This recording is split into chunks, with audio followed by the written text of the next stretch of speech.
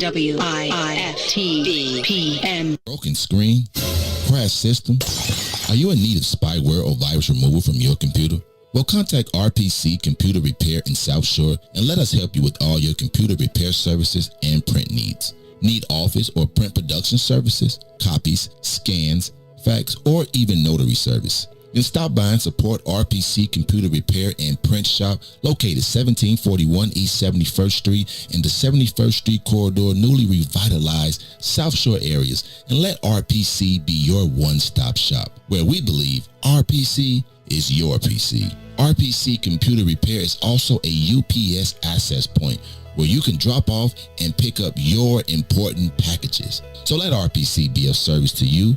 Call RPC Computer Monday through Saturday, 8 a.m. through 6 p.m. at 773-966-4457. That's 773-966-4457. Visit RPC at rpccomputeringinc.com for more information. Saturday, June 19th, 2021. Grab the family and join the Woodlawn for the second annual Juneteenth Block Party. Join the Woodlawn team for a day of vendors, activities, DJs, live music and broadcasts, rooftop experiences, and much more. Vendor space is still available. For tickets and more information, please visit www.thewoodlawn1200.com. That's www.thewoodlawn1200.com. We do this for the culture. Stop what you're doing, because I'm about to ruin the image and the style that you're used to. You're listening to I Said What I Said with Toussaint Werner and Herb Howard. What are y'all takes on blended families? Meaning white people? Or what? No, she mean like you got kids, this person got kids, y'all get together and bring the whole family together. I don't know. I have zero experience with it. I imagine it could be challenging. Especially I think the older the children are, I think the more challenging it could be. I think if it's little children or something, you can kind of explain it to them and they may like grow up together and kind of in that same space where this is mom, this is dad type thing. But if you talk about older kids where they literally have a mom or dad, another person like that has been in their lives, when they're older and you're like, oh no, this is your stepbrother, stepsister. Like, no, we like 17. Like, I'll bone her. And if this family don't work, you can just give me to the game anyway. Ain't no other, it ain't gonna matter. No woman will ever be important. I'm not being an ass. I'm serious. In my mind, the value of that kind of a commitment is family. I got that already. So now we just chilling. So you ain't gonna really know my children. What's up, good people? You're listening to I Said What I Said with Toussaint Werner and Herb Howard live on What's In It for the Black People Media, Monday, Wednesday, Friday, 1 p.m. to 3 p.m.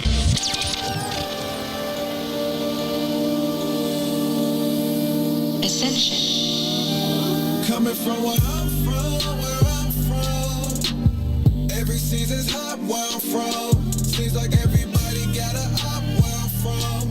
Niggas barely make it to the top where I'm from. Coming from where I'm from. Still fooling. We done lost a lot where I'm from. Still watching for them niggas trying to plot where I'm from. Cause everybody trying to make it out where I'm from. Look, where I'm from, you gotta decide your own outcome. When niggas keep the peace like King and still move like Malcolm. Get it by any means as long as income is the outcome. Hit that stop button when they mouth run. Damn, straight bullets through the skies that powder babies just like talcum. Heartbroken mothers pray to God and ask him how come. You kill one of mine, you gon' get outdone. Say yourself cause Batman ain't gon' save you here in Gotham. Where everybody grew up with a hoop dream. That ain't work, so now that brother out here trying to move peas. Shoebox stash and try and stack it up for that new V. Scat packs, Hellcats, SIT, that new Jeep. Ballin' like a school team. I get gone off one of them cones, stay in my zone, no 2-3. R.I.P. to all my dogs, this Hennessy hit concrete. Free my boys behind them walls until they see us all free. Till our day come, we gon' keep on ball link, chillin'. Coming from where I'm from. Every season's hot where I'm from. Seems like everybody got a op where I'm from.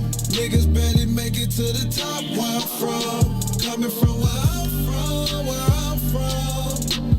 We done lost a lot where I'm from. Watching for them niggas trying to plot where I'm from. Cause everybody trying to make it out where I'm from. I'm from the city of Faux now. Folks in Mo now. Blocks they strolling while the cops patrolling. Or they in the trap trying to whip that baking soda.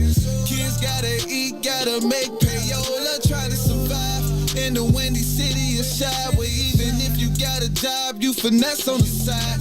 Cause they steady raising taxes and the rent's getting high. It's getting hard to get by, you feel that pressure apply.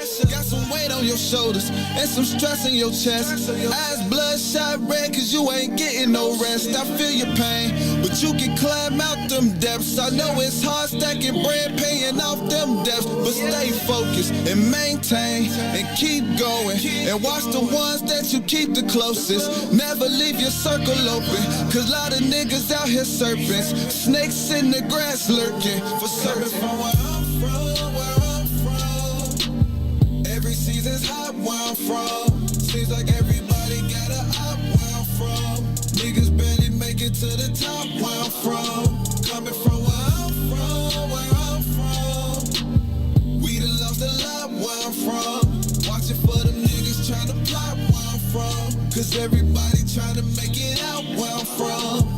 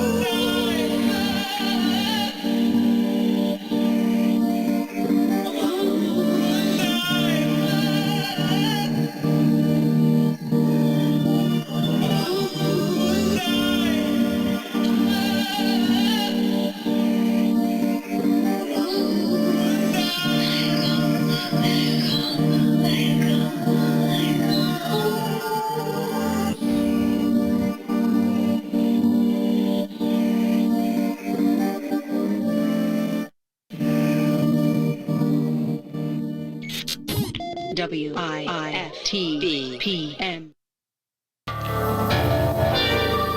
Mellow finesse, calm and collected. You know what I'm talking? Bitch nigga disrespect, bitch nigga disrespect. Finesse crew. That's why we shine wherever we go. We shine wherever we go. We shine wherever we go. We shine wherever we go, Lord, Lord. Welcome to the mind of a pothead. On my head, see a young nigga got dressed. We don't give a fuck what the cop said. I'm living a legacy, so even when I die, I am not dead. Nigga, I am not dead. Fuck with me.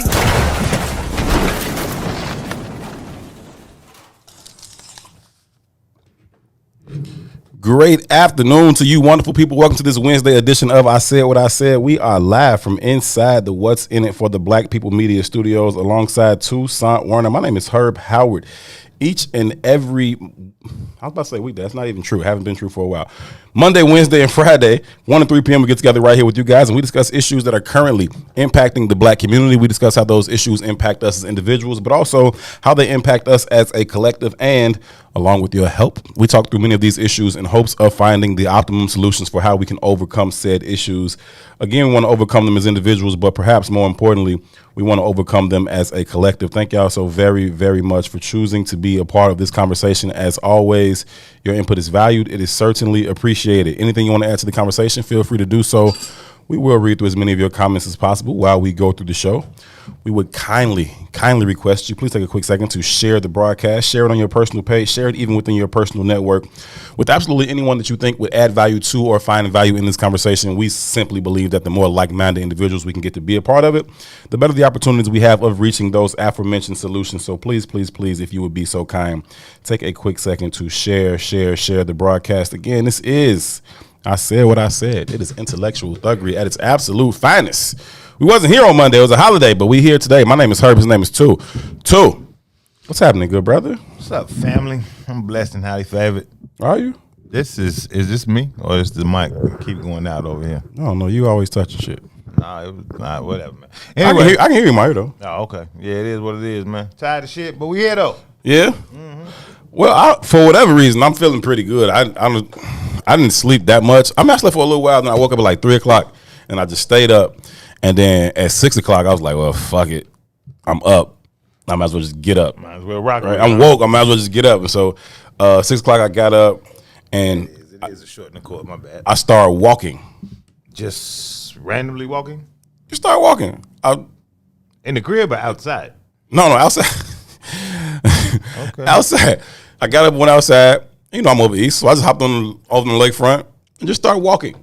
Oh, bless your heart. Walking. I got down to the what, Reese? What? Glad you okay. You said you was over east. He act like over east to west side. Says the nigga who survived 33 years out west. Are you kidding me? We always outside, so it's that is true. You gotta true. Them niggas do not go in the house. PM, so we don't know the difference. You got a rabbit's foot up, man, whatever. But no, it's 6 o'clock in the morning, so no, it's cool. I just hopped on the lake and just started walking. And then I like to walk on the rocks for whatever reason, because I wasn't exercising. Don't get me wrong. I don't want you to think that I was like just exercise, because I walked for like 3.5 hours. No, I walked for 3 hours. Took a 3-hour walk this morning just because.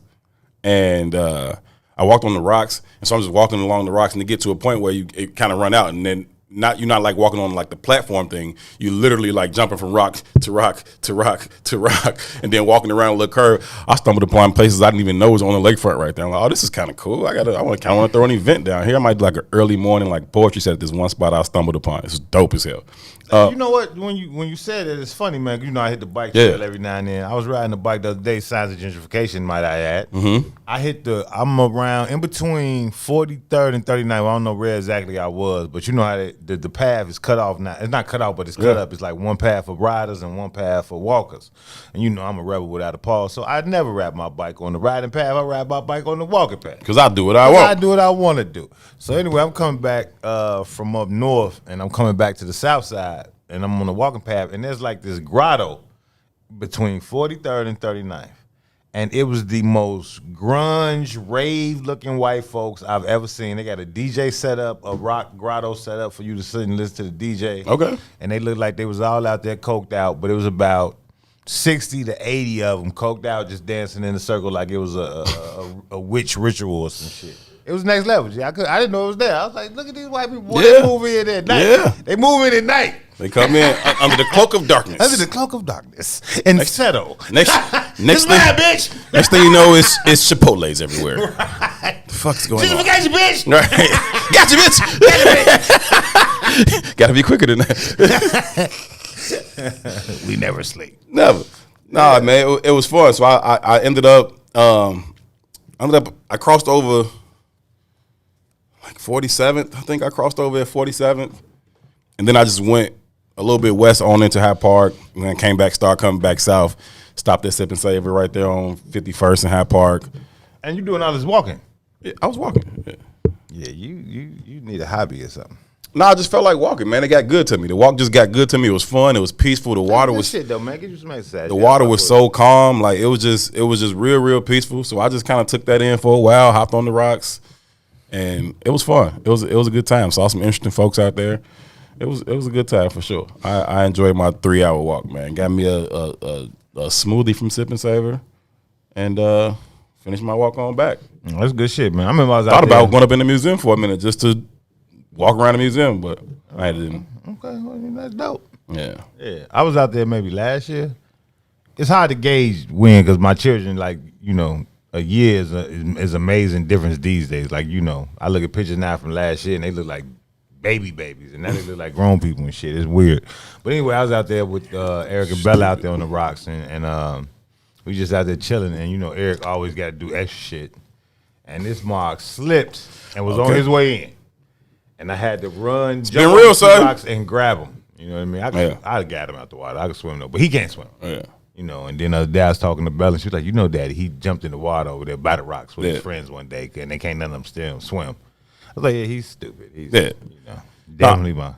I'm stupid too, because I'm walking on the rocks. Some of them a little slippery. Get to one point in particular, somewhere between 57th and I don't know, like 53rd or somewhere over there, and you can't like walking along the rocks just kind of like cuts off, and so you have two choices: go up, walk around the grass in the path like normal people, or figure out a way to hop rocks and maneuver around this little fence. Have you? I chose that part. Have you noticed how different the lake is in the last probably 2 to 3 years?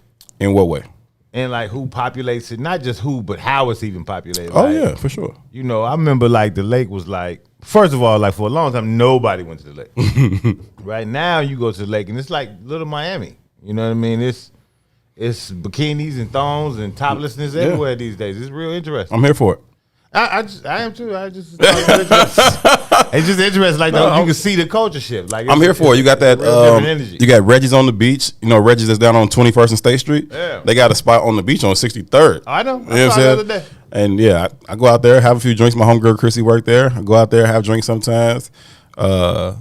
Yeah, I mean it is what it is. You know what I mean? But it's just a whole new energy though. It's like you're on the ocean now. It's like you're at a resort now. It's definitely a different vibe. I mean, I've been over there my whole life, and so I know what it looked like before. And I mean, it looks the same, but it feels a little different.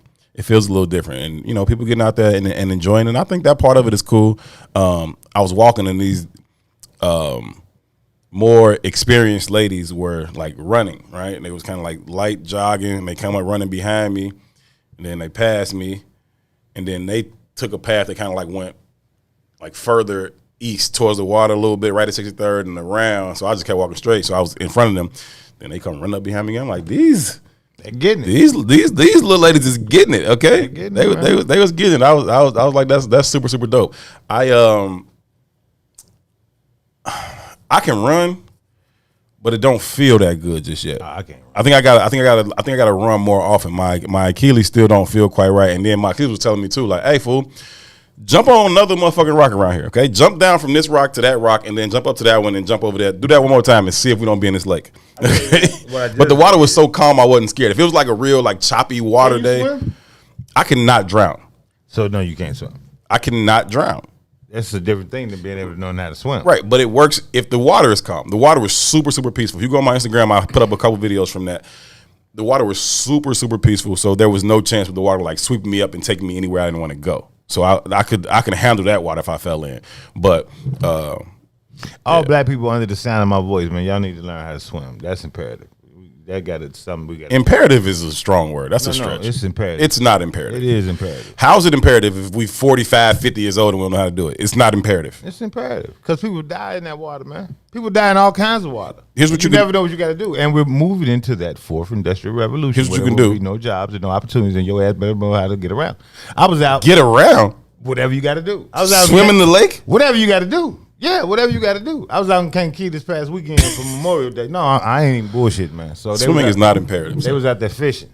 Mm-hmm. And I was like, damn, that's some shit I don't know how to do. Yeah, I don't know how to fish either. I've done it once in my life. And I don't even like fish, but at this rate that we're going, we need to learn all that survivalist shit. Yeah, for sure. Right. But learning how to swim is not imperative. It's important. It's not. It is. It's really not. You're a loser. I know people have died in the water. It's important. You a loser. I know people that have died in the water. Yeah, of course, everybody knows somebody who's drowned before, right? It's not. It's awful, right? And every year in this city in particular, somebody fucking drowns. Usually it's white folks though. Go out there in the winter, think they can walk on the ice and stupid they shit. just don't report niggas. I know a bunch of people. No, I know a friend. I didn't even realize how many people I knew. Was it last year? I think last year. I won't say a friend. A guy who was a really close friend of a lot of my close friends, drowned out in the water. Specifically with these new Negroes, right? Who got the boat parties and want to be out. You niggas is on the middle of you in the middle of this water can't swim. That's crazy to me. I don't get out. I don't know. You never know what's gonna happen out there. You saw Titanic. You can't tell. You saw the Titanic. You explained it to everybody. Hey. Listen, you're gonna die if that happens. Okay, just come to terms with that right now. I'm just saying. Okay, if you're in the middle of a large, you watch that whole History Channel special Titanic, it will seem it push you to learn how to swim. You know what I've never ever done in my life? What? Been on a cruise ship. Me neither. I'm not. That's just some dumb shit to do for me. Okay, people, it's fun, and once you get on the boat, you don't even know you're on a boat. Who don't know I'm on a boat? Yeah, we had a boat. Reese, you been on a cruise ship? Boat thing for like our 8th grade graduation. Cruise ship, but I've been downtown on one of them boats. Hey, that's tough, but it's the same. Same concept. Stop double dutching me on this conversation, okay, Reese? All right, if you got something to say, just fucking say that shit. Stop giving me this double dutch shit like you. Oh, you doing some other shit? Yeah. Okay, cool. I'm on my Hollywood Herb at 8:30. See, I fucking be sitting in my seat on Herb. Set his hair him up. Hold on. See. I wanna put this out there. I don't know why I'm gonna put it out there because nobody's gonna believe it.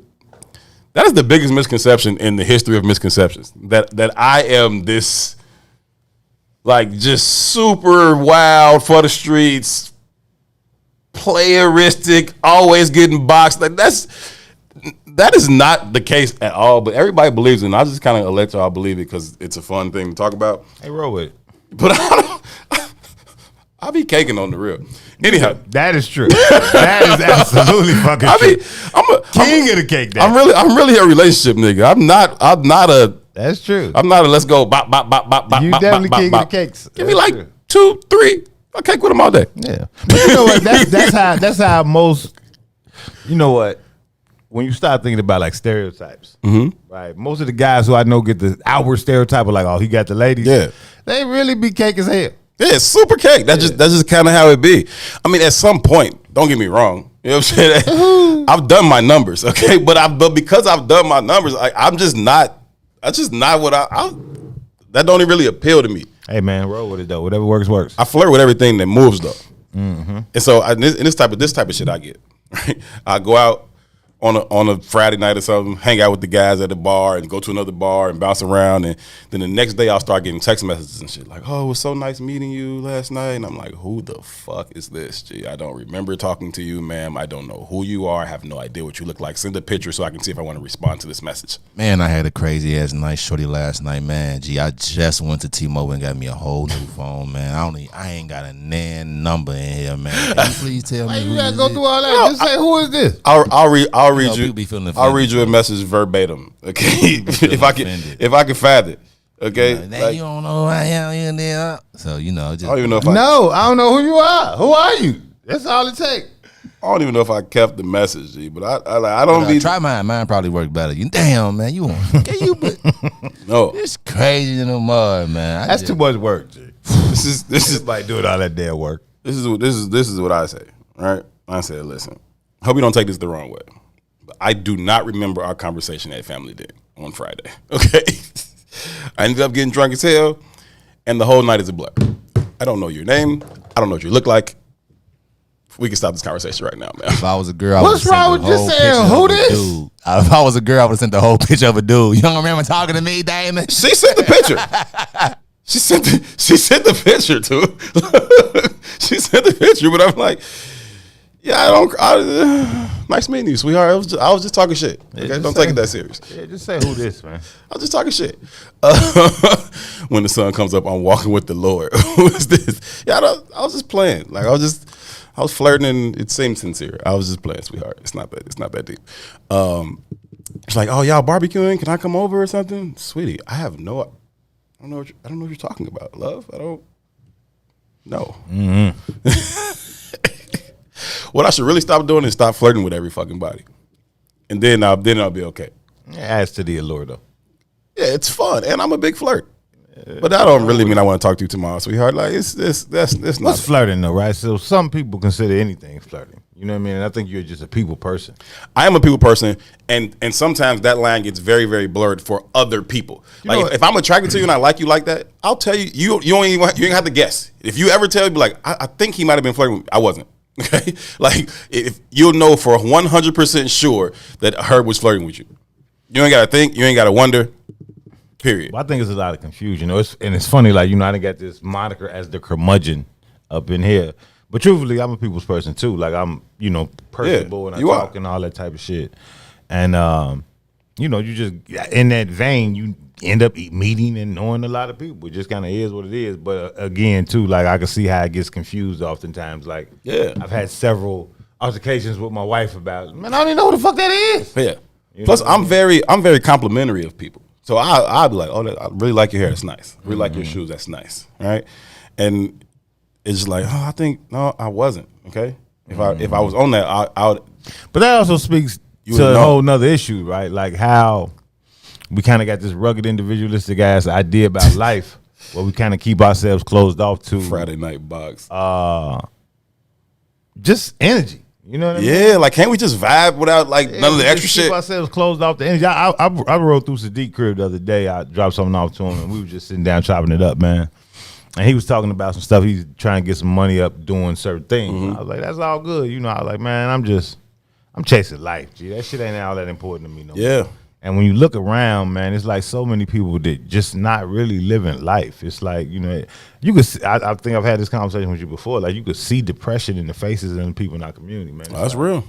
Motherfuckers is just chasing the goal that ain't real to them, and they think it validates or creates value in your life, and that's just not true to me. It don't. You know what I mean? You could get that bag today, and you would still feel like shit. You still feel like shit. You still ain't gonna be shit. It's just an energy. Yeah. You know what I mean? And even the conversation about the lake, like I was joking and laughing about that, but that's inspiring because the lake been there for at least my 45 years of life. It's been there. Yeah.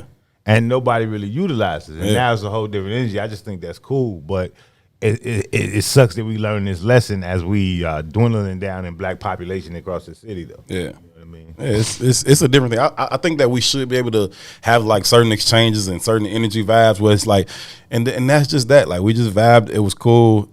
It's not that fucking deep, right? But I think that I don't know, for a myriad of reasons, and not even just between like men and women or you know whomever you made like whichever gender you choose to have sex with. Not even on some sexual shit. I've had dudes that, like take it personal that I don't remember meeting them a year ago at a function I was hosting. You know what that is? With 300 people there. You know what that is? What?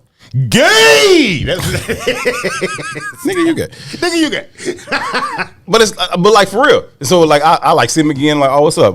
I'm Herb. Good to meet you, fam. We met last year at the such and such. You was hosting that thing, and I was like, oh, all right, my G, appreciate it. Like, we chopped it up. You don't remember chopping it up? No, fam. I was hosting it. Like it was 300 people there. I chop it up with as many of those people as I can, and it's not that I'm being insincere. I am being very sincere, which is why you think I should remember because we had a genuine conversation. But that don't change the fact that I shook 200 hands that night, fam. Like I don't remember. Okay, you don't have to be tight about it either. You gotta tell them you're not that important. No, it's not like that. It's just I just don't remember. I'm Herb and you're no one. Just say that. Just say that, man. That's not the reality. Hey, listen. Now you're trying to make me out to be an asshole.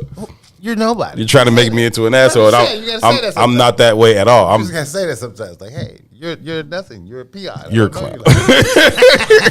Not that at all. It's just a mathematics thing. Do like, not fam, remember the little people. No, I don't remember 200 people. No, fam. I don't remember the little people. I have no idea what you're talking about, right? Like, but people be tight about, all right, well, fuck you then. Okay? Man, you're a PI.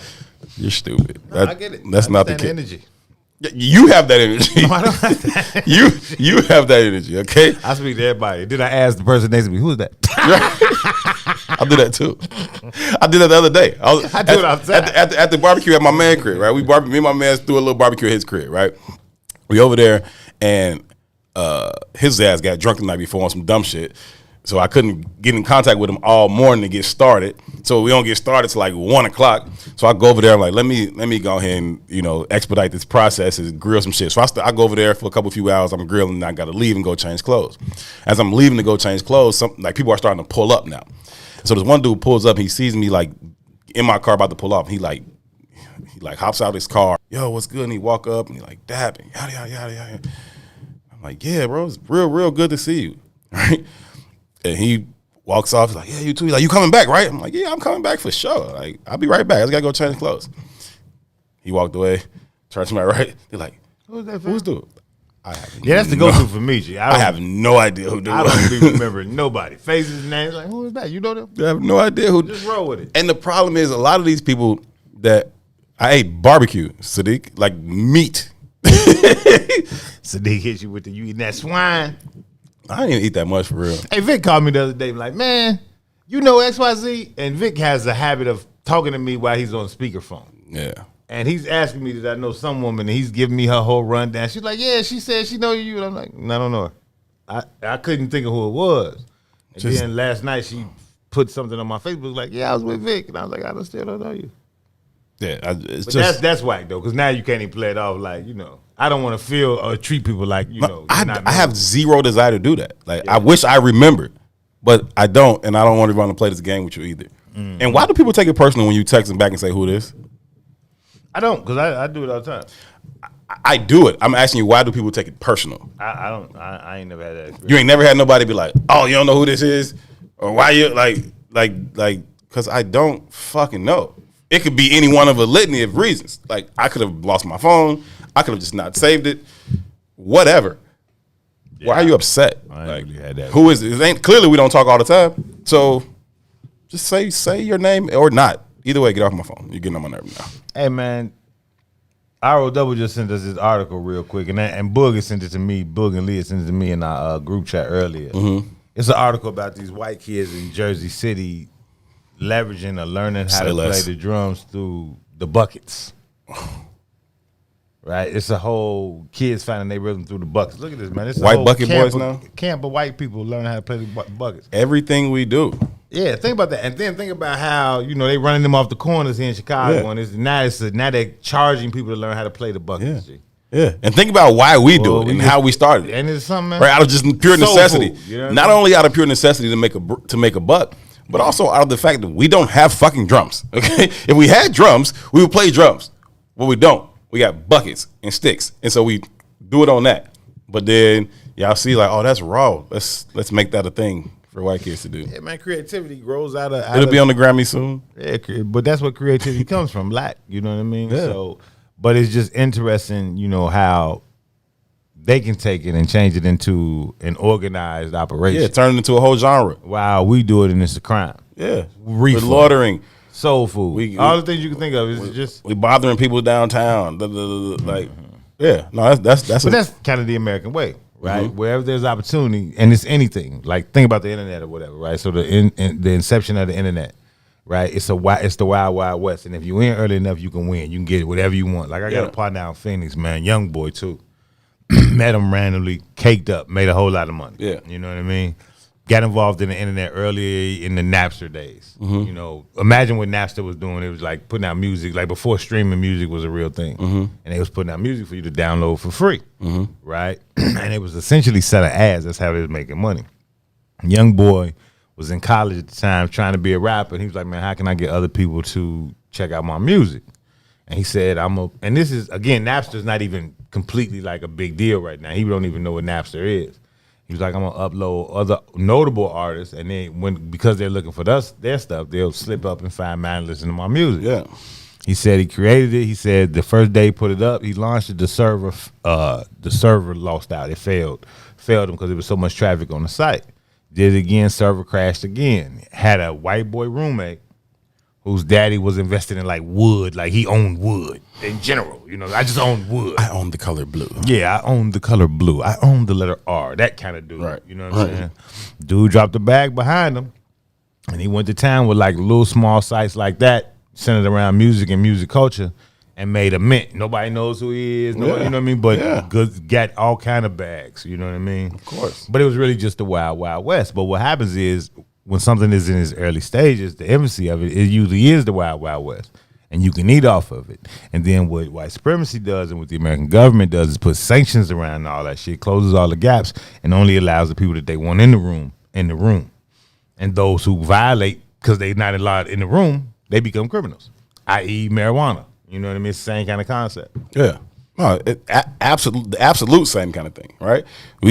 Y'all do something, we don't like it, freeze y'all out. We take it over, make it into a whole entire industry where people are getting rich off of it. And it's like, but again, G, whose fault is that, right? I don't want to get into this too soon. I kind of want to talk about this in the 2:00 hour. Let's do that. But your boy Joe Biden is under the same act, right? He's doing the same shit right now, and we continue to fall into that trap. We continue to placate him with that kind of stuff, man. It's just, I don't know, man. Again, like I said last week, I am past the point of,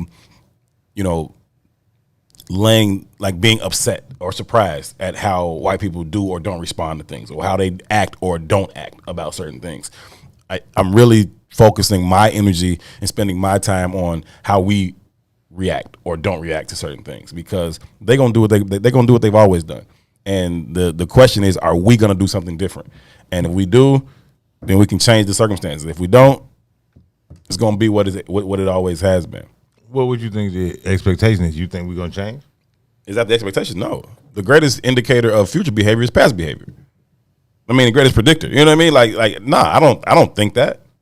So You know, but I think that there are enough of us who already understand that we got to do something different, and I think that the amount of people who understand that is growing, and we just got to get busy. G. Adrian Anderson, caked up means it has a plethora of meanings. When I say caked up, I mean he had a lot of money. Cake, dough, scratch. She money. could also be caked up, right? Oh, and Brandon responds, said laid up together. That you could be caked up like that too. Oh, that caked up too. Yeah, it's a plethora of definitions. Yeah. Context clues. Context clues. Context clues is Wiz OG.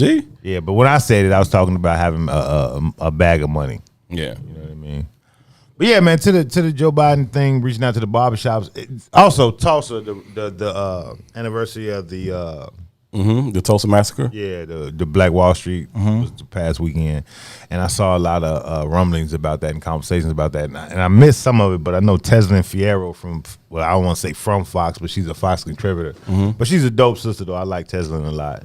But she had said something about Biden, and Biden had said something very obnoxious to the black community, and I didn't get a chance to check that out or see what it was, so I'm not going to speak on that.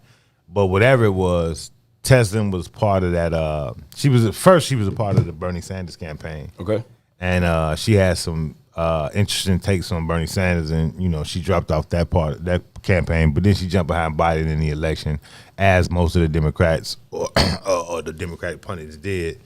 But she kind of was like, you know, I'm withdrawing from this Biden bullshit. I'm sick of the dude. So I'm really interested in hearing what he said. But just to the Tulsa point, man, you know, I think I had a conversation with Sadiq about this too, but I was listening to something on, I think it was NPR maybe, and some organization had somehow raised some money for the surviving victims of Tulsa.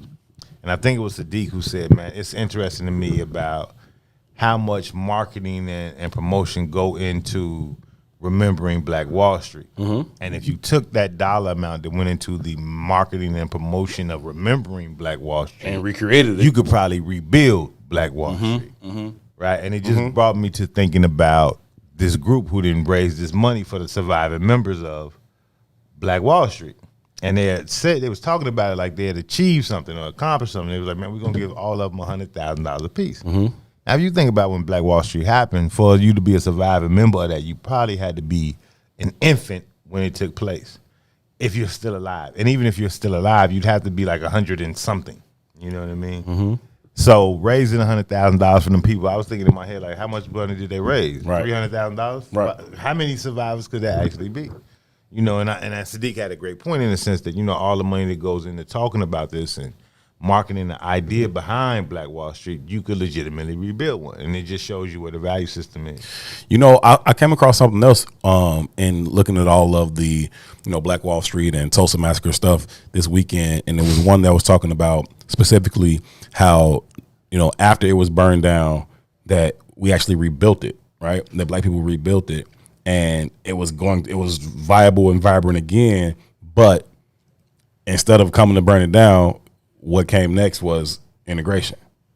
And it was like, oh, well, instead of building this all our own thing, we can be with the white folks now. So everybody together and happy and jolly. It's like, damn, fam, we was on the right track. Like, okay, they burned it down once. We learned how to fortify it, protect it, build it again.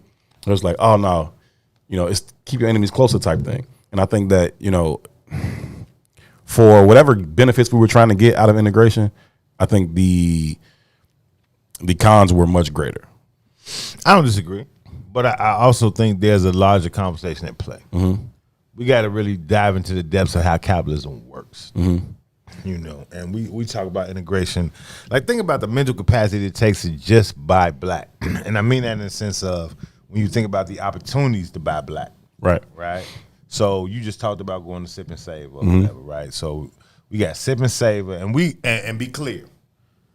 And I don't want to say I'm just starting to recognize that, but I've been on the low end for the last 20 years of my life, like solidified on the low end. And I think about that, and I love 95th Street, and I claim 95th Street, but I don't spend very much time past 67th Street. It's just not no life happening that way, right? None of my opportunities are that way. So most of my movements are 67th Street North. You know what I mean? But with Eric being over at the school on 103rd now, I'm over there every day. Right. You know, and I'm looking at the dilapidation. I'm looking at how scarce the neighborhoods are. Like there's just no life. You know what I mean? And you start thinking about it in a different context, specifically, like even listening to Maze, but outside even Maze's show this morning, I got the rental property on 74th Street, which is Inglewood, essentially. And I remember just sitting in the car one day in front of the rental property, and I saw like 3 Mexican families. And that startled me because you just don't see Hispanic families on 74th and Perry. That just ain't what's happening. You know what I mean? And they was like authentic Mexicans. You know what I mean? Tattoos and everything, like MS-13 Mexicans. You know what I mean? Like, what y'all doing here? Y'all not supposed to be here. You know what I mean? Y'all supposed to be way further west. They finna have a cart on the corner in a minute. It's selling y'all all kind of shit. Yeah. It's happening, right? And they're moving in. And they moved into one of the cribs over there. And I was like, damn, that's interesting. But the way the game goes, man, it's like because of the way capitalism works and because of the scarcity of opportunities and because of just how money flows, what you end up doing is you buy based on the cheapest price when you're poor. Most times, 9 out of 10 times. And that's going to come from large chains because they're getting everything at a very cheap price. So it's an economic move right now. And I'm only talking about this because Patrick Brutus had brought it up over the weekend. He was like, why can't we create another Black Wall Street? And I want us to think about this in the context of Walmart. Walmart is a huge conglomerate. Huge. Goo gobs of money. Think about what happened when Amazon came around and how fast they're putting Walmarts and Targets out of business. If Walmart and Target can't compete, a motherfucker that got a median net worth of $30,000, it ain't happening. It ain't gonna never happen. So I don't care how convicted you are in your thoughts and your ideas, you don't even have the option. I hear you and I understand exactly what you're saying on that, right? But I think that we still have, we absolutely must do the very best we can with what we have. And so whatever Black businesses they are, we have to make sure that they're viable, that they're sustainable, that they're healthy, and that they're expanding, right? Because I went to Sip and Savor right there on 51st and 53rd and Hyde Park Boulevard. But 2 doors down from that used to be a Mickey's Retro Grill, right? There's a Mickey's now on 80th and Stony, 81st and Stony, whatever. And that one's probably like the main one now, but that one right there on Hyde Park used to be there too. And that one's closed now, right? And you know, I think that anytime we do have these businesses, we got to make sure that they are well. And so for me, before a white establishment pops into my head, I done went through 10, 11 Black restaurants that I might want to go eat at. You know what I mean? But that's also kind of why I preference us being on the east side and the low end. Because you get past 79th Street. That shit don't exist. In no capacity. It just ain't there. You know what I mean? So you got on, you like, all right, randomly I felt like walking this morning. And you could legitimately walk your ass to Sip and Save. You know what I mean? I ride the bike all the time. If I wanted to go to any Black coffee shop, any Black restaurant, just because of location, geographically, I can pretty much find that out. You know what I mean? Since I've been rocking with this vegan shit, I don't think I've eaten out in the streets that wasn't a Black-owned restaurant. You know what I mean? But I'm just, again, context. Going to 103rd every day now, it's like, it's not an option. That's not an option. You know what I mean? It's just not an option. So to have that kind of a commitment, like that kind of fortitude to say, I'm only going to do this, or I'm going to try hard to do this. And I'm not knocking, I get it. But the overall conversation is, it's not just a matter of us being committed to engaging us. It has to be a rethinking of how capitalism works. And this is for everybody. This is for white folks too. If you under the sound of my voice and you white, you should be paying attention. We have to at least get that demon under control. Because if you can't, there will never ever be an opportunity for you to make money again. And that's why I mentioned Walmart and Amazon. You know what I'm saying? Amazon is such a big conglomerate. When you think about how Amazon works, they're gonna price everybody out. I remember when I used to hustle like clothes and shit. I used to sell clothes like fresh out of college. If you get one T-shirt in Walmart, you're a millionaire. At that time, Amazon didn't exist, right? But in order to get a T-shirt in Walmart, you had to take their price first of all. You had to get it at a whole-sale price of $1.10. That's the T-shirt, the cotton, the design, everything for under $1. You had to be able to wholesale it at $1.10, and your profit had to come out of that $1.10. You know what I mean? The viability of somebody finding that on U.S. soil is irrational. You can't do that. The only place you're going to get them kind of numbers is if you're going to a third world country and exploiting the shit out of them people. Exploitation is how capitalism works.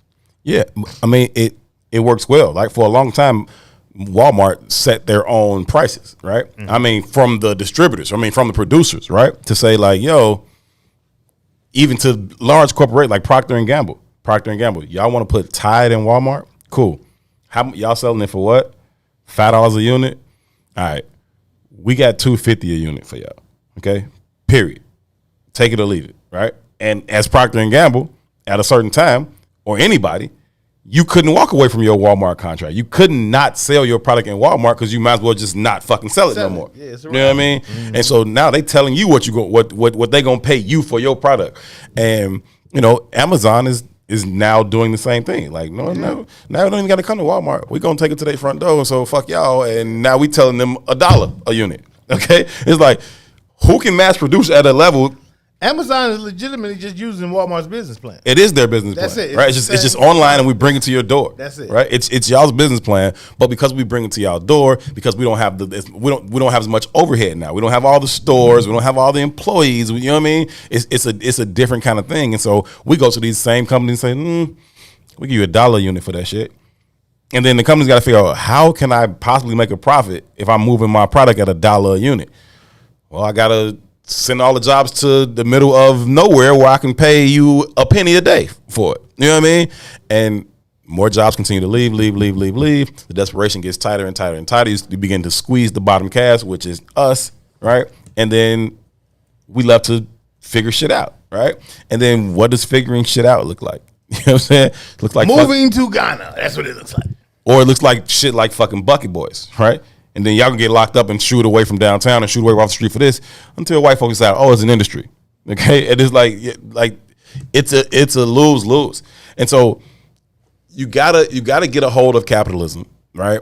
Understood. But at the same time, while you're existing in it, you got to do the best that you can while you exist in it. And I think that we can absolutely do a better job of. Me too. Buy a lot of guns, rob these motherfuckers. That's my advice. I'm telling you, rob their ass now. Get the money while you can. Rob their ass now. You get no argument from me on that. That's all you got going. You get no argument from me on that. That's all. That's all they got. But I'm saying, just like, it does take a certain level of intentionality, right, to buy black in that way, right? I'm very, very committed to it, right? And so I'm to the point where almost all of my wardrobe is like black shit, you know what I mean? As I sit in here with a fucking Nautica shirt on right now. But even that's a fallacy, though. And I'm going to tell you why. No, it's not. But it is, though. Okay. Right? So when you go to the black retailer again. Okay, they buying Hanes t-shirts and hoodies and champions. You still spending white money. You can't get away with this shit. I get it, right? We don't produce the cotton. The irony of us not producing the cotton. Ain't that a bitch? Okay. The irony of slavery largely being about clothes. Yes. Ain't that a bitch? Yes. And the fact that we don't have clothes. So even if I got my own clothing company, right, I'm just really putting my name on a Hanes t-shirt or a Fruit of the Loom t-shirt. And the bulk of the cost is there. Sure. You know what I mean? It's where you buy the t-shirt at, right? More so than putting your name on it. That's it. No, I feel you, right? I feel you. It's an interesting conundrum to be in. That's all I'm saying. And I agree with you wholeheartedly. I'm just saying that while we wherever you go, there you are, right? And so if that's where we at, then we gotta do what we can in that space. That's right. Buy guns, robbery. I'm telling you, that's the move, G. I'm telling you, that's it. That's the only thing that me and Sadiq was having this conversation too. Okay, but then you gotta build that militia because everybody don't need a gun and rob motherfuckers. A lot of people gonna die doing that stupid shit. That's how war works. No, you get motherfuckers who think they want to do that shit, and then you train them to go do the shit.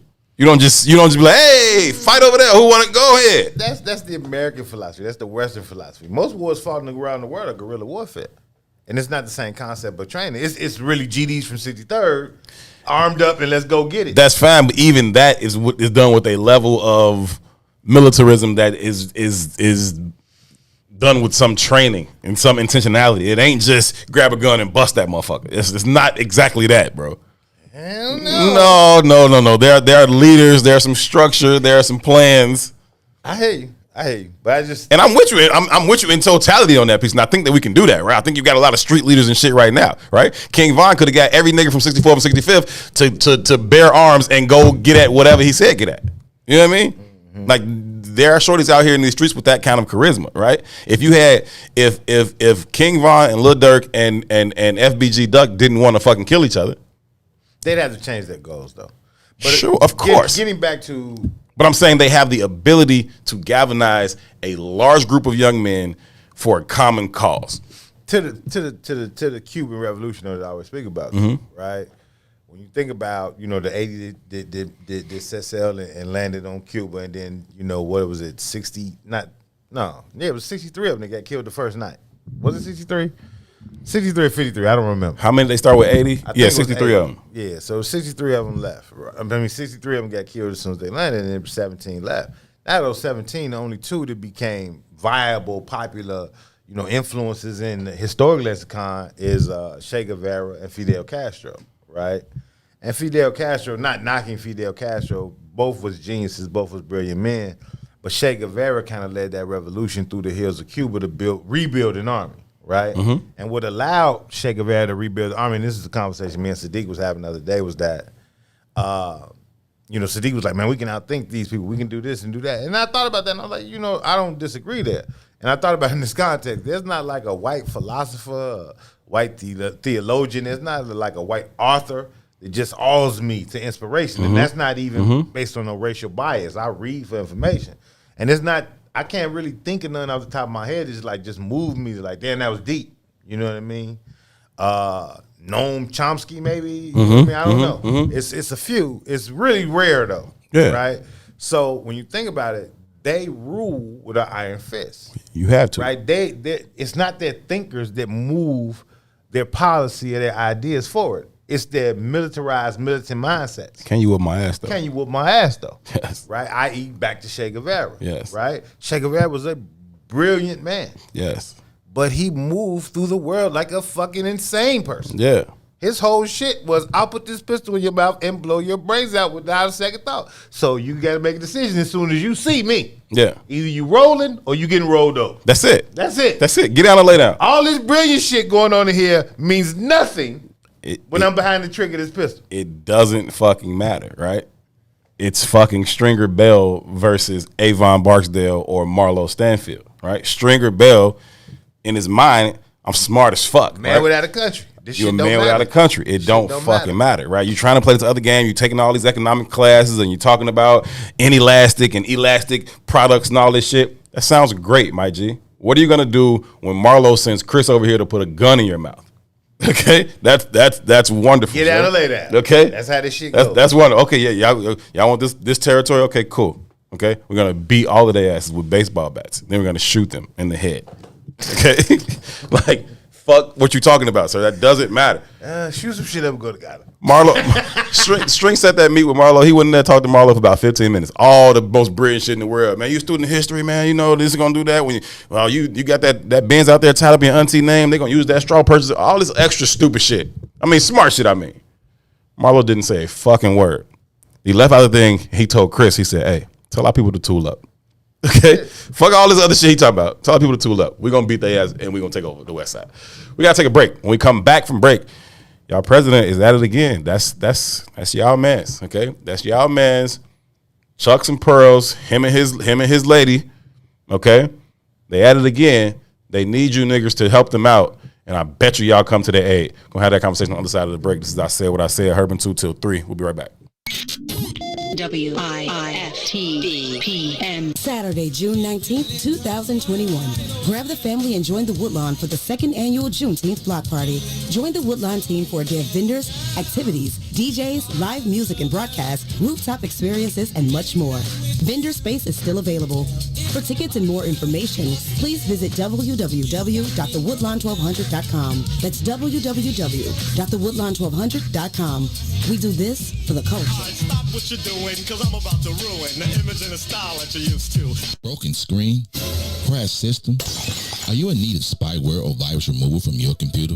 Well, contact RPC Computer Repair in South Shore and let us help you with all your computer repair services and print needs. Need office or print production services, copies, scans, fax, or even notary service? Then stop by and support RPC Computer Repair and Print Shop located 1741 East 71st Street in the 71st Street corridor, newly revitalized South Shore areas, and let RPC be your one-stop shop, where we believe RPC is your PC. RPC Computer Repair is also a UPS access point where you can drop off and pick up your important packages. So let RPC be of service to you.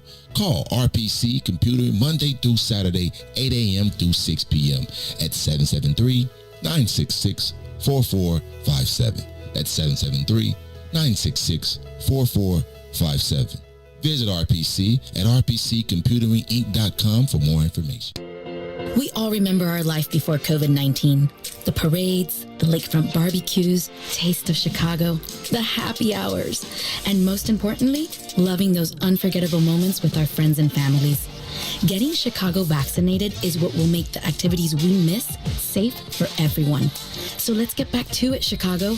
Let's come together to end this pandemic. Find your vaccine at chi.gov/COVIDvax.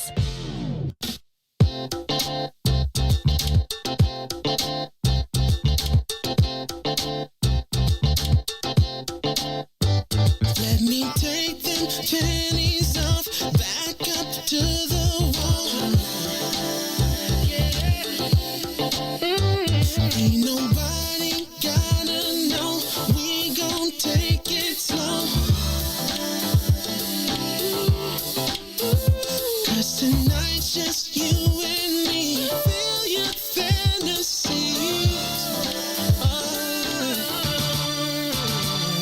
About 11 o'clock when I hit the club, body looking tight when she rolling up.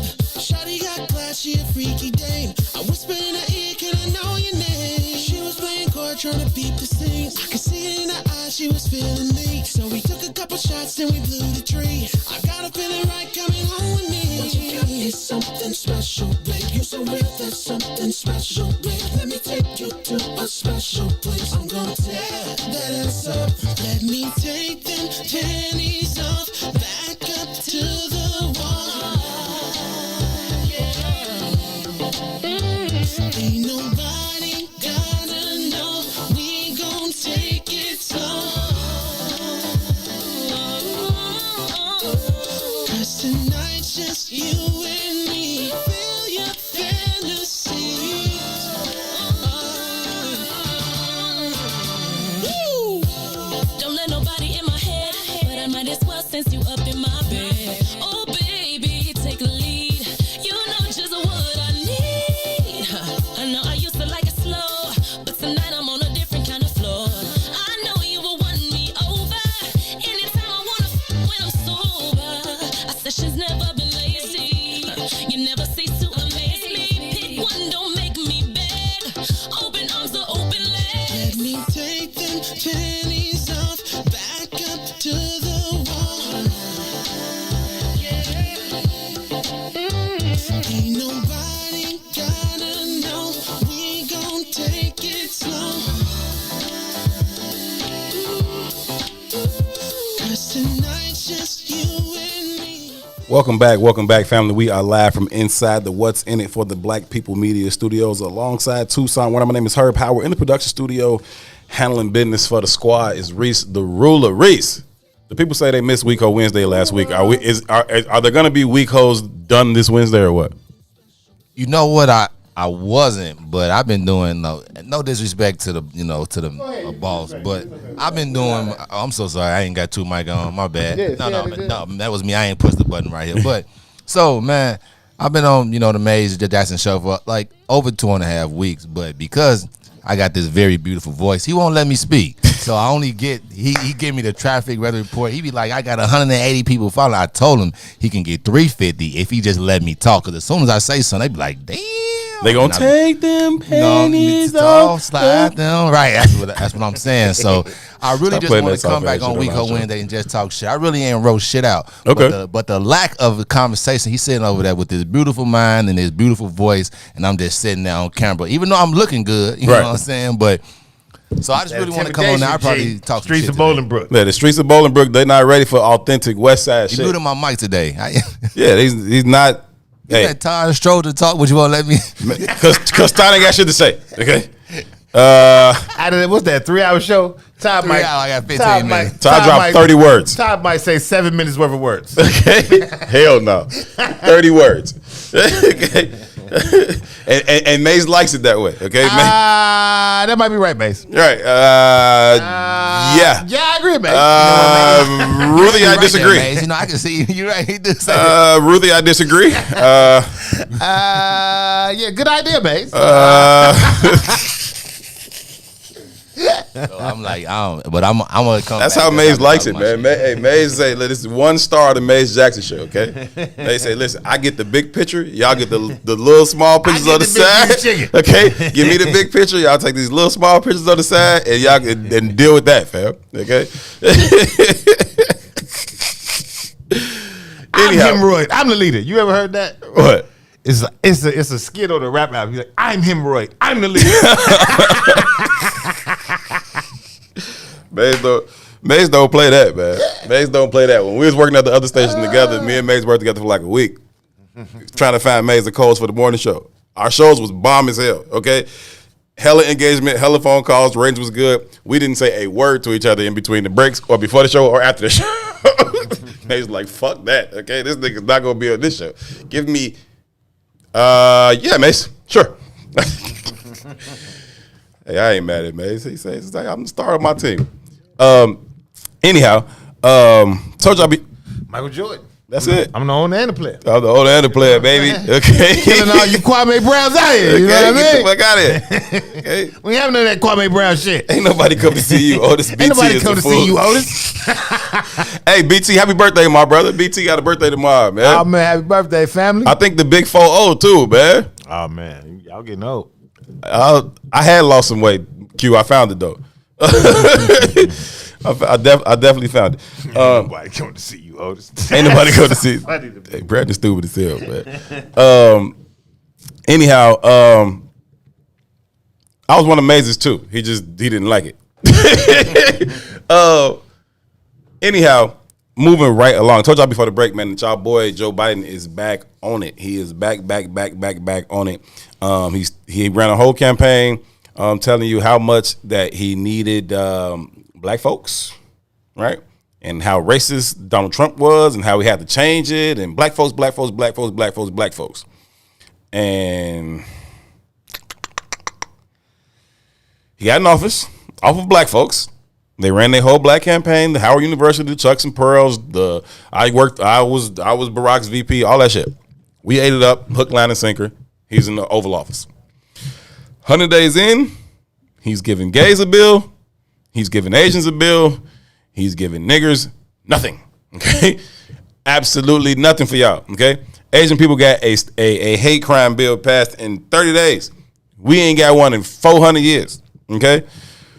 But he needs y'all again. And so he is back knocking on the black door. Joe Biden is initiating a campaign to recruit 1,000 black-owned barbershops and beauty salons to serve as community vaccination hubs where you get information about getting the vaccine, encourage people to get vaccines, and maybe some of them will even set up sites to be vaccinated. How long do you think it's going to take him to get 1,000 to comply? He's got it right now. It's cooked. It's over with. By 5, it's over. It's over with. Okay, it's over with. I don't know, man. I think there's some backlash in the community, man. Backlash my ass, sir. Not necessarily with the Biden campaign, but I'm saying with the vaccinations in general. Like, I'm hearing a lot of conversations.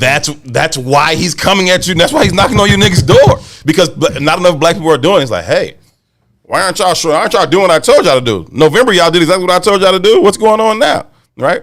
And so he's like, okay, where can I find you guys? Okay, at the barbershop, in the beauty salon. You talk about it all the time. It's the only industry that we keep for ourselves, right? Because we ain't gonna let nobody play in our hair, right? So it's gonna be black people cutting our hair. Most of the time, it's gonna be black people doing our hair. Although some Middle Eastern descent people are moving in on that industry in terms of women's hair as well. But by and large, we still do our own thing. hair. Ain't gonna never change though, G. Yeah, barbershops, no. Y'all ain't no brothers gonna let nobody else. There's zero chance of white dudes cutting my hair. It's zero chance of anybody other than a brother cutting my hair. Zero Matter of fact, chance. I'm at a point at this place in life right now. It's like 70% of even the brothers I don't want cutting my hair. Every time I show up to a new barber, it's the worst experience I've ever had. Zero chance. It's trash. Yeah, this is probably one of the worst breakups I've had, G. This is getting It's tough. tough. For me. It's tough. Yeah, it's tough on me. I got to find somebody, man. I'm out here hurting. It's hard. I'll send some recommendations, but we talked about it before. That ain't really how niggas find barbers. That ain't how it work. Your head ain't my head. He cut your head. Show how guys are more faithful to their barber than their woman. Big know facts. What I'm saying? You send somebody, they be like, man, man, let me see your line in your shape. But like, you got a line. Who your barber? T-shirt. He out west. I don't know if you gonna. The nigga's name is T-shirt. We out west with it. Well, his name was. I mean, shit. His real name is Teran. So T-shirt it is. Or T-shirt. AT. My nigga T-shirt. Yeah, and nowadays barbers got like mine. They got like a bookie now. Yeah. So you gotta like appointments only. Yeah. Like book your appointment. Yes, they got they got Booksy. They got a couple other ones, Vigaro, something like that. Yeah, all of them got it. Yeah. But you can walk in still though. And some of them you absolutely cannot walk in. Right. If you cracking, you're not walking in. They gonna be like, yeah, no, I can't. My barber, I got two. I got the dude who used to cut my hair when I was in college, and I liked him a lot. But then I met another dude when I lived in Champaign, and then he was cutting my hair for like 5-6 years when I lived out there. Then we both moved back to the crib, and so he been cutting my hair the whole time. So now I kind of got two. Style C, yeah, it's a bunch of them. But anyway, you're absolutely right. But either way, Barack, same thing. Joe Biden understands where he can find y'all at. So okay, let me get the barbershops and the beauty salons on this campaign. Problem is for me, how come every time he needs something, he can come find you? When we want something, we can't reach you. You ain't trying to hit shit. We got to say when we want something. But are we asking for something? And if we are asking for something, who's in charge of asking? And how are we going about asking for it? Right. So again, we got to think about it's a class conversation, right? Going even to the Che Guevara, Fidel Castro conversation, right? Che was in the streets. He was on the ground floor, right? So when they took over, you understood who leadership really was. It was these kind of cats. Yeah. Right? When you start thinking about the black legislative body, the black power populace, the black power caucus, or even just the black elite class, right? And even that's a fallacy itself, because what's it take to be in the black elite class? It takes $100,000 and you part of the black elite. Right. Right? But when you listen to those people speak, you recognize that they're still subservient to that $100,000. You know what I mean? There's no real freedom. They're subservient to whatever that capital is. And most times it's not even a lot of capital. You know what I mean? We talk a lot about, we live in Chicago. Chicago is the mecca of American descendants of slaves. Right? You think about this, we got a black mayor, we got a black lieutenant governor, police County chief, president, county police president, chief, state's attorney. Go down the line. But is there any black power here? No, hell no. You understand what I'm saying? So what's that really look like? Who could be the asking party? Who's the person asking for what's needed when we got all this black representation, but very little black power, or none for that matter at a lot of levels? They figured it out during Obama's presidency, in my personal opinion. When President Obama was in office, there was like, oh shit might change, right? You thought that for a year or two, maybe you even thought it for 4 years, right? And it was like, oh, second term he gonna go crazy, right? None of that happened, and so they realized, you know what? We don't even have to be in the office to continue running this shit. It's a strategy. Y'all can have all of it. To that same point. So you resign, fucking Rahm get his ass up out of here. He ducked the Laquan shit. Like, cool. Y'all can have it. We still control it. But to that same point, there was an article that came out this week about Obama. It was like a Yahoo article where he was like, my hands were tied to deal with the racial animus under my 2 terms as president. No more so than Donald Trump's were. Right, but your hands weren't tied. This just wasn't your job. You was just the new manager at Burger King. Period. You wasn't changing the menu, fam. Period. I.e. the same, the black caucus, the 18 black aldermen, the black state's attorney. And I love, some of these people I actually like and admire, but the system is the system. You know what I mean? It's systemic. It is what it is. It's a systemic construct. Right. You know what I mean? So let's say you go in there with good intentions. Right. Right? All them good intentions just gonna pave a road to hell for you because the system is the system. It is what it is. It is what it is. And I know that sounds kind of like defeatist or whatever. Defeatist, but that's what systemic means. This is how this shit runs. So if we're gonna approach it, we gotta approach it from a very different perspective. Right? It's like a wheel. You know what I mean? You're gonna have to stop that fucking wheel before you fix that tire. Remember on Passenger 57? I know this is an old movie and I don't even know why it just popped into my head. But when Wesley Snipes was trying to take back the plane from the hijackers, you remember what he did? I never watched that movie. I ain't really a fan of Wesley Snipes. All right, cool. I'll tell you what he did. He went down into like the engineering electric control room, whatever, right? And he fucking dumped the fuel. Yeah. We all gonna die. 30,000 feet in the air. He takes the fucking fuel gauge out. Like, this plane has to come down, okay? Okay, if we let it go to wherever we going with wherever they taking it to, we cook. Okay, we got to get this fucking plane on the ground one way or the other. And if this is the only way, then this is the way we going. And that's what the fuck he did. But you got to deal with the reality of that decision too. You know what I'm saying? But we don't want to do that. We do not want the plane to come down. We just think that eventually they're gonna come out the pilot. They're gonna come out the cabin and let us get in there. Fam, no, the fuck they aren't. Okay. No, they aren't. They got all the resources. They got all the power. Take it or take it. Okay. Yeah, but that has to be the conversation, right? How do For you real. get this plane out the air? Right. You know what I mean? You can't change it while it's flying. Nah. You're not gonna fix it. You're not gonna. No, fix you're the not. plane while it's flying. You got to get this shit on the ground. You do. And that's kind of has to be the philosophy. I.e., why I always talk about changing the values, right? Because at the end of the day, going back to the conversation I was having with Sadiq, the goal it's one singular goal for everybody I've ever met in my life. Whether they articulate it in the same way or not, it's get to money. Right? It might be cloaked in I want to be successful. It might be cloaked in I want to be famous. Sure. It might be cloaked in I want to be stable. Yeah. It Or might be I want to cloaked- change my community. It might be cloaked in whatever it's cloaked in, but the actual I want to praise God. value set is the capital behind that you think empowers you to do these things. You know what I mean? And that's just not necessarily true, right? Going back to you being a people person in those conversations, Yeah. there's a human spirit that we all harness that has energy attached to it. And that energy has the ability to move rooms in the same capacity that money does. It does. You know what I mean? But that's not our goal. Our goal isn't to be better human beings. Our goal is to be better capitalists. That's it. So when you look at it from the bottom of that, when you're at the bottom of that social construct, You're not trying to crash the plane. not even not. I mean, I don't want to crash it either. You're not trying to bring it down. You ain't even seen what the cockpit look like. You don't know what a cockpit is. That's what I'm saying. You have no So you chance have of getting this in there. idealized view of what could be. Right? But if you study the plane, the basic design, you know what I mean? You can't. So there was this movie, a Stephen King movie, right? And I can't remember the name of it. But it was a gunner from a World War II pilot aircraft. He was a gunner. So if you knew how those planes were built, the gunner got into his position before the plane took off, and it was a separate part of the plane. It was not a part of the plane. Yeah. You know what I mean? Yeah, I feel you. So he's on the plane, but he can't But go he's not nowhere in the- but right. where he is. You know what I mean?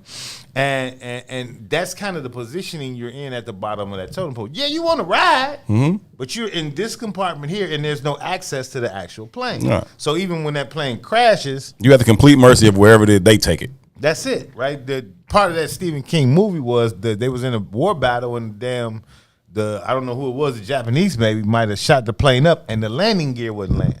So they were gonna have to land on the belly of the plane, i.e. instantly crushing him because he could not get up out of that seat. It just is what it is. You're just along for the ride. So we got to reimagine how we get into that plane. Yeah. Or i.e. think like Wesley Snipes. Yeah. How do we get this motherfucking plane back on the ground We got so to. I can adjust? Now we can figure it out. You know what I'm saying? That's it. We gotta get you where we want you first, right? And then we can start to kind of navigate and move a little bit differently, but not until then, right? Yeah. We steady trying to figure out how we can inch a little bit closer to the cockpit. Fam, you're not getting in there. Okay? You're not getting in there. Yeah, but it bothers me though when we fall for the same shit. Again, man, I went to Kankakee this weekend for Memorial Day. Went down there with family, and it was interesting just having conversations with people who aren't from the mindset that I'm from and from the kind of communities that I'm from. Alvin say the movie was Amazing Stories around 86 or something like that. Yeah, I don't know.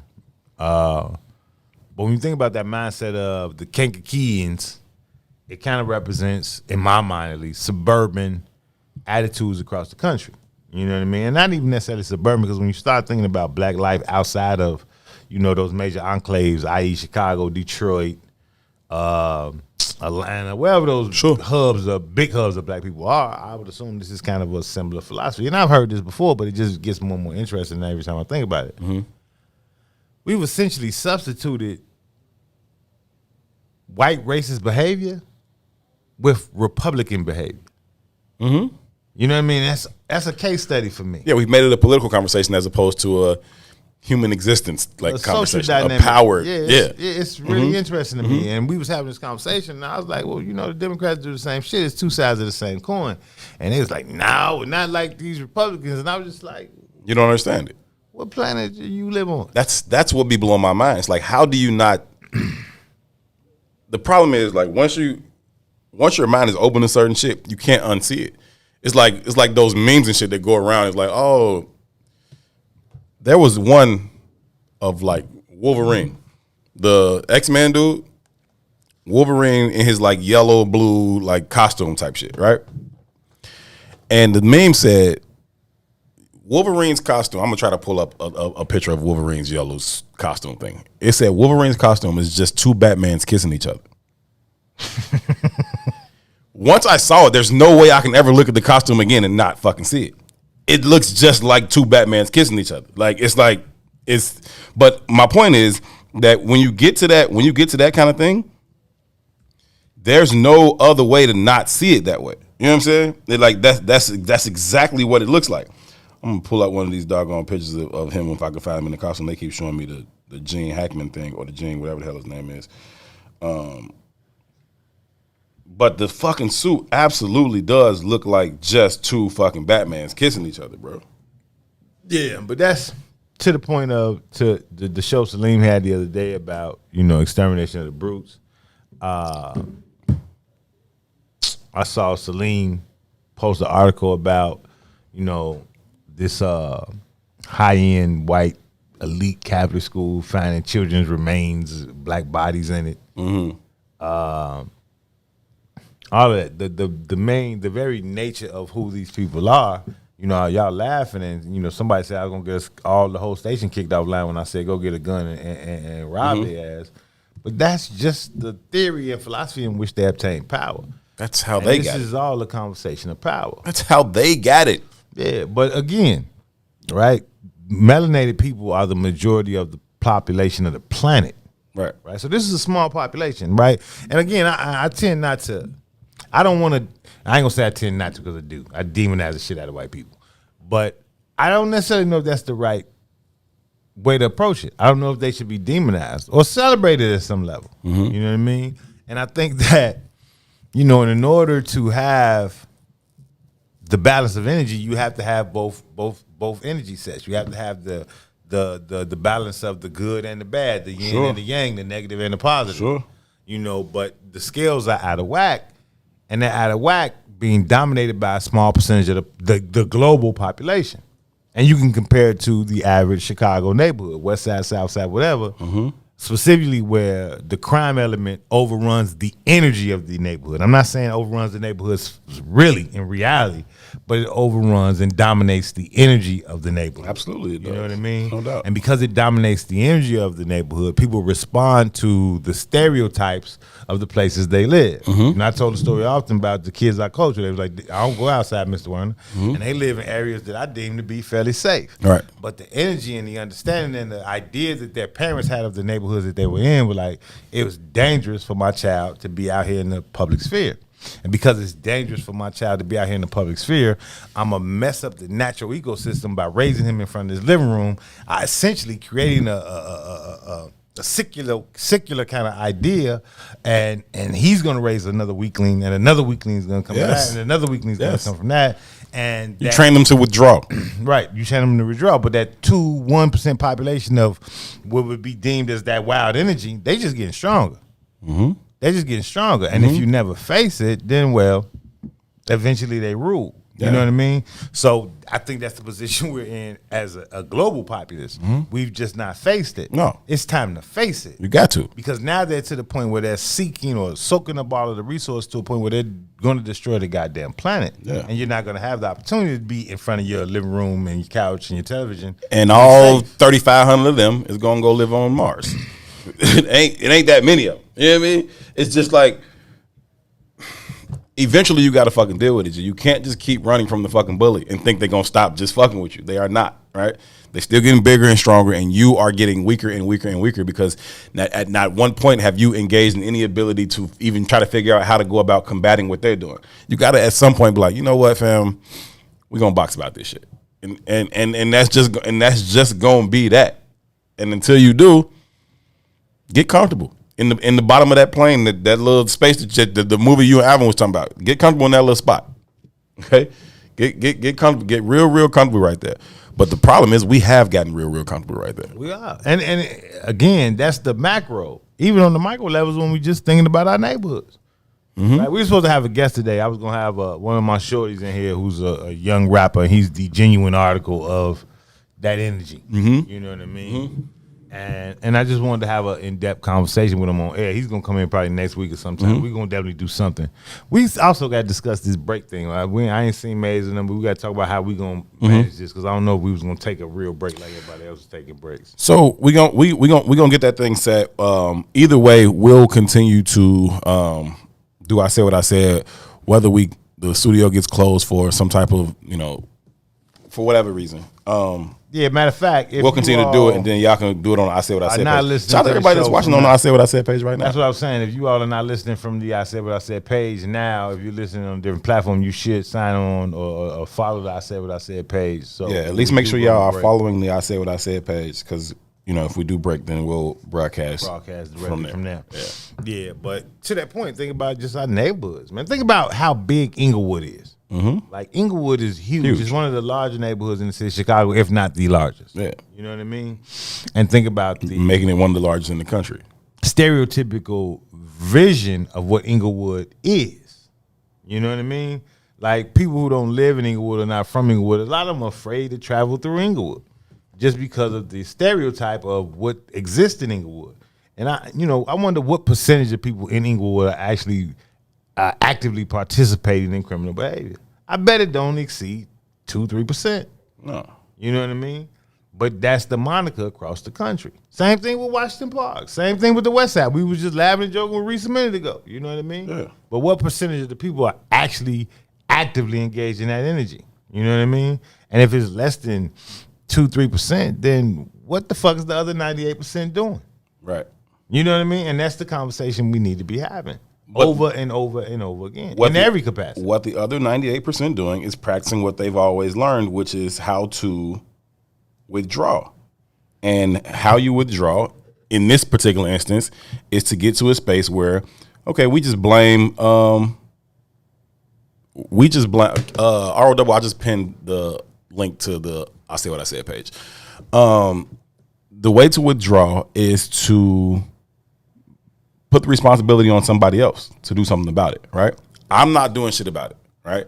So I put the responsibility either to do something about it or the blame and accountability on somebody else. That's what I say all the time when I talk to, older generations and like, yo, I moved into this community in 1970, whatever, 1960, whatever, and it was a pristine community that was well run and well functioning and yada, yada, yada, yada, yada. Heard you, okay? And if that's what it looked like when you got here, and now it looks like this, and you've been here the whole time, how can you take zero responsibility or accountability for that? How can you lay all of that at the feet of 15, 16, 17-year-olds? That's not a real fucking thing. But what it is a way for me, as that person who's saying that, to not have to actually engage, to not have to actually do anything about it. It's them. Motherfucker, it's you too. Okay? You've been here the whole time. All right? What have you done to prevent this? Oh, I raised mine. My son work at the post office. All right, cool. And then what? You know what I'm saying? Like, it's I don't know, man. It's a vicious cycle of I don't want to do shit about it. I'm kind of scared to do something about it. Fuck it. I'm gonna work my job for my 40 years. I'm gonna retire. I'm gonna die. Fuck you niggas. Mm-hmm. Going back to the very value of this journey, though, it's only setting up pathways for the next generation. Right. And again, back to the conversation of race and why race is what it is. Race is just that. It's a race to resource, right? And it's a race to resources that are made scarce. Intentionally and by capitalization. You know what I mean? Think about how much food and garbage America throws away every day. It's unbelievable. It's unbelievable, right? And there's profit attached to that throwaway shit. But that throwaway shit could feed the rest of the globe. It could solve hunger. It could cure hunger. Nobody in the world should be ever the be food hungry. that the United States of America throws away could solve hunger. I would say cure hunger, but it ain't a fucking disease. It's not. It could solve the fucking issue of hunger. Right, but the disease is greed. There you go. You know what I mean? Same thing with housing. You know what I mean? I think we populate less than 30% of the actual land in the United States of America. So why are people homeless? That's just not logical. You know what I mean? There's a 70% rural grassland that can be leveraged to cure homelessness. But that's just not the goal, because the real disease is greed. So black, white, yellow, red, indifference, until we deal with greed, we're going to struggle. And the problem that I see is that, you know, for us as a populace, again, for so long we've been left out of the conversation of having greed as our goal because we just wasn't invited to the table. You know what I mean? And now that we're not even invited to the table now, we're being leveraged at the table now. That's also became our main driver. I need 1,000 barbershops. You know what I mean? Do my bidding. I was having a conversation about Chicago being Black Mecca this weekend, and somebody responded like, "No, Atlanta's the Black Mecca." And I was like, "Man, are you out your fucking mind? You get past ignorant music and ignorant television, all you got is poor Southern motherfuckers. Atlanta ain't getting money like that. Rappers and strippers, baby. Yeah, that's it. And most of those people who there are migrants to Atlanta. They're not native Atlantans. Yeah, no, it's definitely a transient. And the only industry there is ignorant music and ignorant television for you. So how many people you know just gonna make it as a rapper? How many people you know just gonna make it as a reality TV star? Because it ain't like even written scripts coming out of it. It's just ignorant shit. Yeah.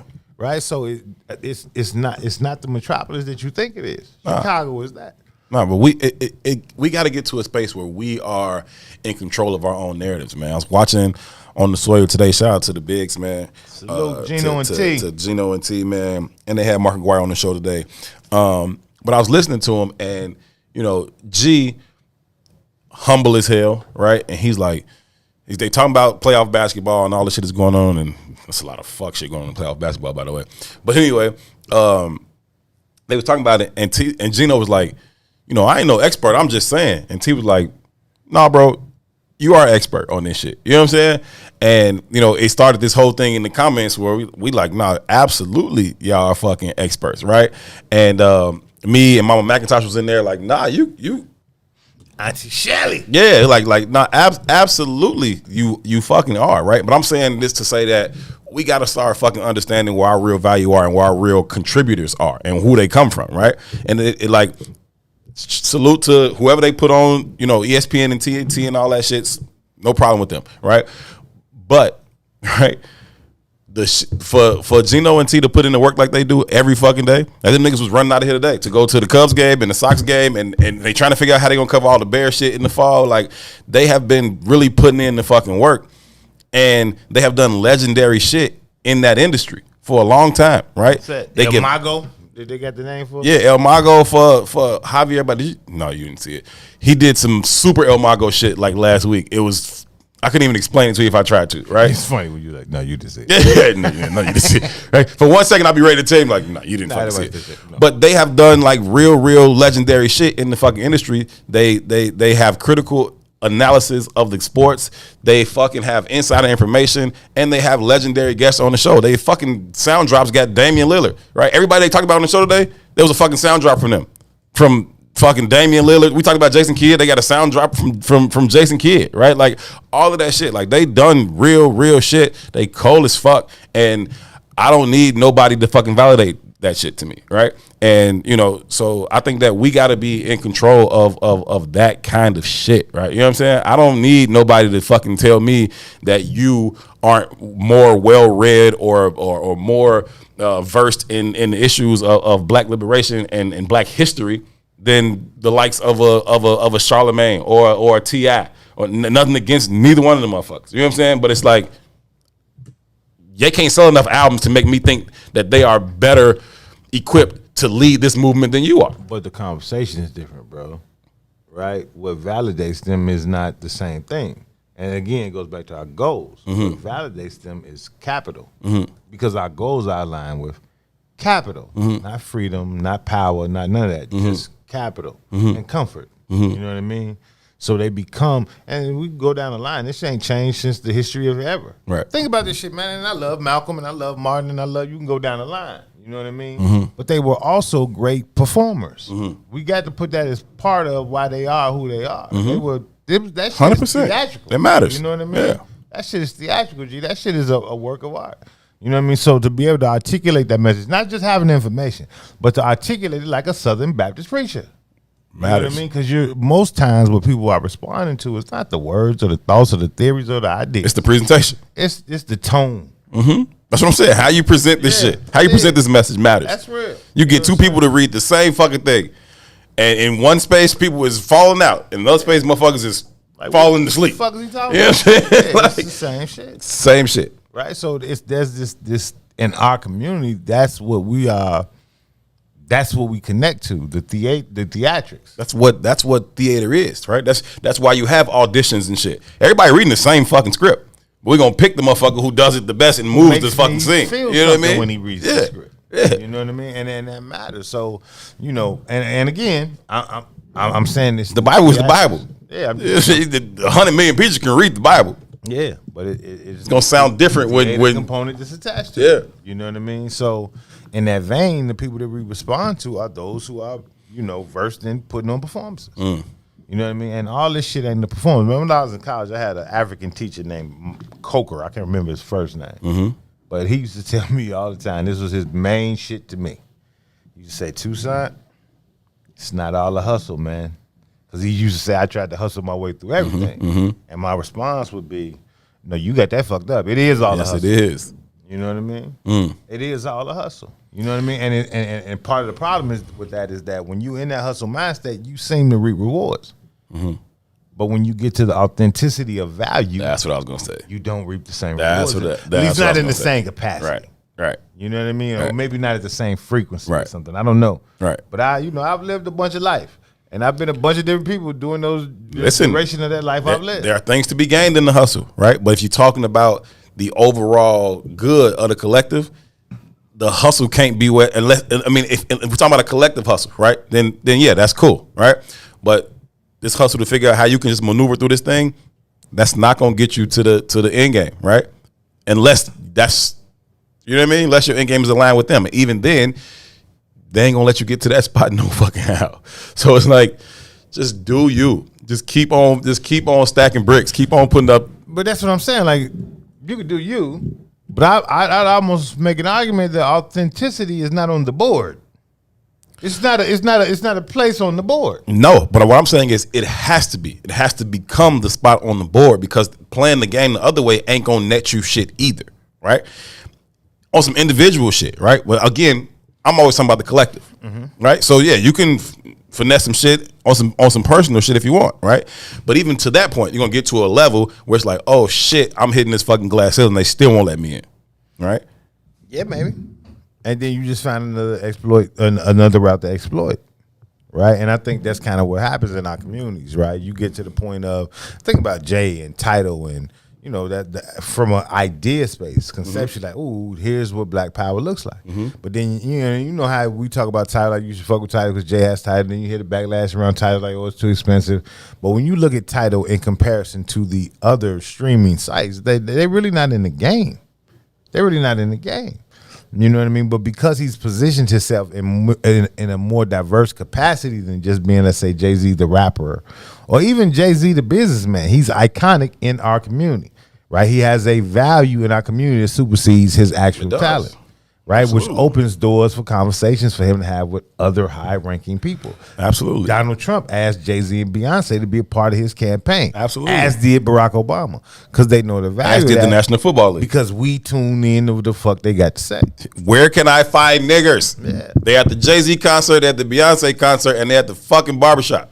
Right, which i.e. means, again, going back to what I say all the time, it has to be a shifting or reworking of our values. And that's not the shit on Jay-Z or none of them for that matter. But again, that's what we're tuned into, and those are the results we get. We're on this wavelength, we're riding this frequency, and we're expecting something different. You're not gonna get nothing different. Mm-hmm. You know what I mean? If you listening to Cardi B, and I don't give a fuck how you feel about my opinion of this, but if that's some low down, gutter, ignorant shit, then you're gonna get low down, gutter, ignorant responses. And I don't mean from the music, I mean from the life you're living, because you wouldn't be engaged in that shit if that wasn't the frequency you was on. Okay. It's reality.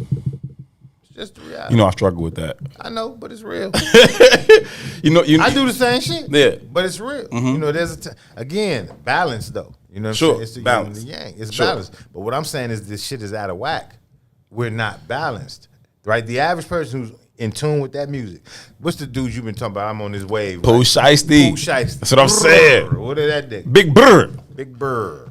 Get it back in blood. Right. But the average person who's tuned in to Pooh Shiesty, right? Yeah. His frequency is probably not going over 2 or 3 notches higher than Pooh Shiesty. Nah, it's right there all the time. It's right there at Pooh Shiesty. It's 8 o'clock in the morning right there. Right, and Pooh Shiesty becomes the guidepost in which most of his life is lived. And I'm not saying it's the music's fault. No, I'm just saying that's where you at. That's the frequency. That's just what it is, right? No, And you're right. So we're talking about the construct from a standpoint of overcoming it. Then you got to level up the frequency because you got more information you got to learn. Yeah. You know, there's more discipline you got to have. There's a bigger vision you got to see, right? And we're talking about a spiritual elevation. Then you got to move above the Pooh Shiesty frequency. Yeah. Because the spirit of Pooh, well, not even that, because there's a spirit attached to Pooh Shiesty. 100%. You know what I'm saying? But South Memphis nigga grew up in the streets. Yeah, but that energy and that spirit that's attached to Pooh Shiesty is going to keep you at that level too. 100%. I mean, but I think that you can, like you said, you can strike that balance, right? And so, like I said, I went on a fucking 3-hour walk this morning. When I first walked out my door, I was listening to gospel, right? At some point, I started listening to some R&B, and then, well, shit, I spend most of the time on the phone, to be honest with you. Spend most of the time actually on the telephone. But the parts of my walk while I was listening to music, it kind of just evolved over a little bit, right? And so, you know, you find that balance, right? I think that you can do both. I do fully recognize the damage that can be done to a very young, impressionable, you know, person, right? I'm not young and I'm not all that impressionable from a Pooh Shiesty. You know what I mean? Pooh Shiesty can't make a big enough impression on me to make me like get on the shit he's talking about. See, I could argue that though. How? Right? So anything that you allow in your body has an effect. It's just like food. Any message you allow in your body has an effect. Okay. Anything that you allow into your body has an effect. It just is what it is. Whether it's conscious or unconscious, it has an effect. When I was a shorty, my old man used to argue with me like, man, that shit you listening to makes you aggressive. Because I was mired in the midst of it. I was like, nigga, no, it don't. Right. Right. But now that I'm older, I've gained some level of understanding. I've some level of maturity. I got children. And I look at the shit. And you can see and understand how it may have that impression on you. Yeah, absolutely. It doesn't have that impression on you now, though. Well, you don't really listen to I'm not that in shit. that frequency anymore. But Right. the shit that I am in the frequency of it absolutely does. There's no way to avoid it. It's just what we are. We're receptors to frequencies. Right, because that's kind of how you want to move now. But what I'm saying is when you was listening to whatever the, music your pop was talking about, it's like that's the frequency I was on. And so at some point in my life, listening to Pooh Shiesty as much as I listen to Pooh Shiesty now, absolutely would have had me moving differently outside. But even in the midst of that, right? Let's think about this. All the bump shit, all the Goon Squad shit, all the shit I listened to back then definitely had me like think about this on some other shit. Think of how many motherfuckers you hear, even in our comments, right? Oh, I was listening to XYZ, it had me thinking I was on some drive-by. I was doing a drive-by today, right? First off, doing a drive-by should not be a fucking goal. That's one, right? That should not be some shit that we celebrate. Right. You understand what I'm saying? 100%. Right? That's one. So that's an effect. That shifted your thought process and energy already. Yeah, but I looked at that as praiseworthy. Yeah, but there's a difference between you listening to Gucci and you feel like you're moving bricks, but really you got a briefcase and you're on your way into the fucking office. You know what I'm saying? You feel like you're moving bricks, but you're going into your fucking office. Again, even in what you just said, you're celebrating moving bricks. The value ain't having a goddamn briefcase and going in the office.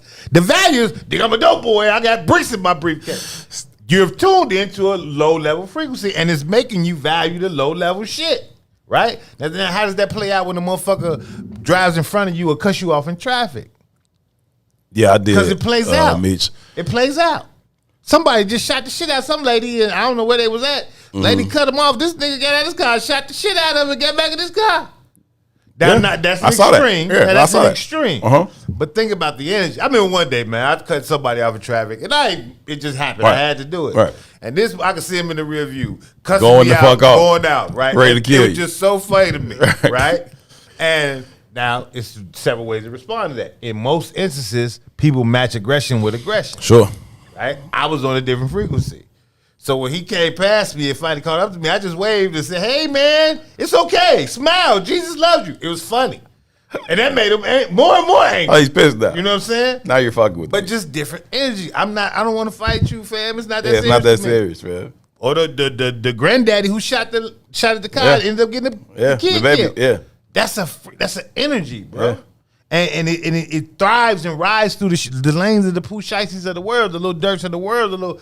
That energy is percolating. It's pervasive in our communities. Here's the thing, though, too. We talk about this all the time as well when we talk about finding that balance and utilizing the black market, like the fucking I don't know what the fuck you would ever call it, like the street culture, and utilizing that to gain power, right? Talking about going from the streets to the suites, right? And so I think there still becomes a necessity to find that fucking balance, right?